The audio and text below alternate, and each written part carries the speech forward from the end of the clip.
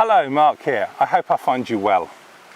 I'm often asked as I'm out and about, like I am today on one of my landscape photography workshops, what is this on the top of my Z Series cameras? And it's a Nikon device that's no longer made. It's called the GP-1, and they did a later version called the GP-1A. And it's a GPS unit. It plugs into the side where the cable release goes, and then the cable release then plugs into the right hand side of the GPS unit, and it takes the longitude, latitude and altitude along with the time and date where you captured the image. And if you use a digital asset management software such as Lightroom to manage and edit your images, there's the map module, and you can just zoom in on the map and there's all your images because they're all GPS tagged. So it's a brilliant way of actually identifying where you shot those images. Now this unit only works on the Z series, so Z6 and Z6 II, and the 7 series, so Z7 and Z7 II. In the UK, it did work at release on the Z5, but that functionality was removed at some point by firmware. So it's just the 6 and the 7. And as we know, the Z9 has GPS built in.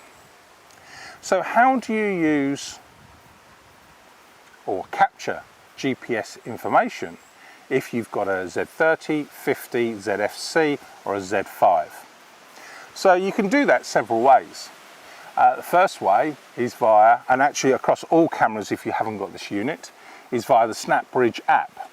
You Bluetooth it with live sync switched on, and when you press the shutter button, it records the GPS data from your smart device into the file that you've just captured. Now, that works fine with one proviso. Whilst Bluetooth is a low power drain application,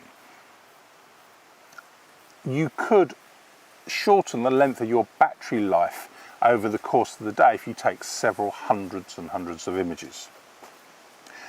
You could use a third-party piece of software, for example, Geotag Photo 2, costs around about $5–7 for life, and it creates a tracking log of where you've walked, where you've been, and you can set the intervals from 30 seconds to 10 minutes.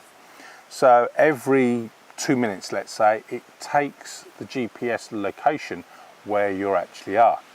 And then in your digital asset management software, such as Lightroom, you can sync the two together, and the software, Lightroom, will take the date and time of the image and look at the GPX data to see where is the nearest waypoint, i.e. where you were standing at that time of capture.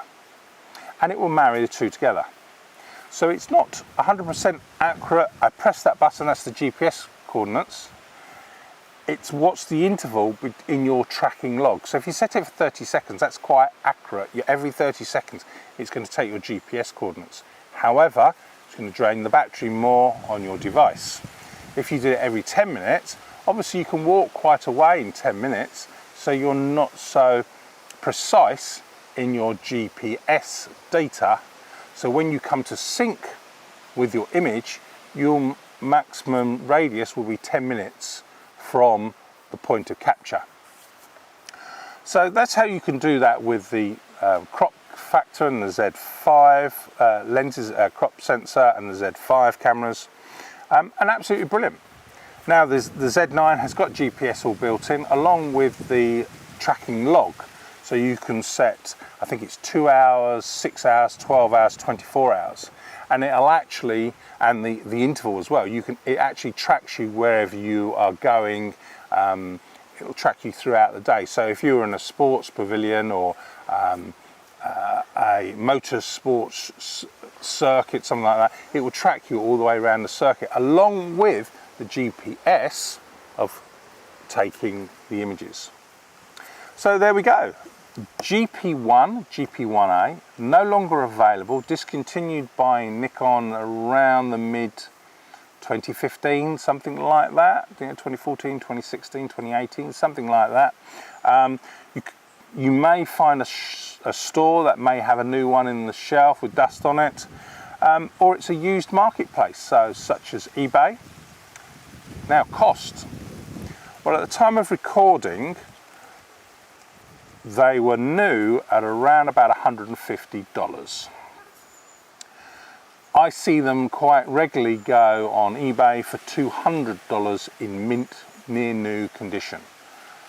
Because of their scarcity, and they were a low production unit when they were in use on the Nikon Z Series. They're quite expensive for what they are, and I regularly do pick them up, and I probably have got about 4 on my shelf for when they go wrong, or I lose them or break them or whatever. So that's the negative. They're quite pricey, but if you're a landscape photographer or a venture photographer or perhaps a sports photographer at circuits and so on, they are priceless. And I'll give you an example how I use it in my previous commercial operations when I was a sports photographer. I remember I was photographing some cricket, and a client asked me, they wanted this narrative, this particular action in a scene, had I got a picture. But I had to have this particular building in the background. It was actually the builder of the stadium, and they wanted this part of the building in the background. So I knew I had to be directly opposite that building for it to be in the background. So I used the map module to look at my GPS locations in this stadium. I then filtered it by keywords, and over 200,000 images. Within 20 or 30 seconds, I'd look through my whole catalogue of images down to 32, I think it was, or 34 images that met the criteria. I was standing in that geographic location, but I had these keywords on those images. You imagine how long that would take me manually going through each image, trying to find that background and so on, if I didn't have GPS data. So there we go. That's what's on top of my cameras. GPS on the Z Series 6 and 7. Wouldn't be without it today. Now, if this content has been of interest to you, why not subscribe? If you've got a question, please ask it in the comments below. Give me a thumbs up if you like it. And to the side of me now is just coming up with my Lightroom playlist. Quick tips, simple things to do in Lightroom, explained fully. I hope you have a great day. Stay safe. Enjoy yourself. Bye for now.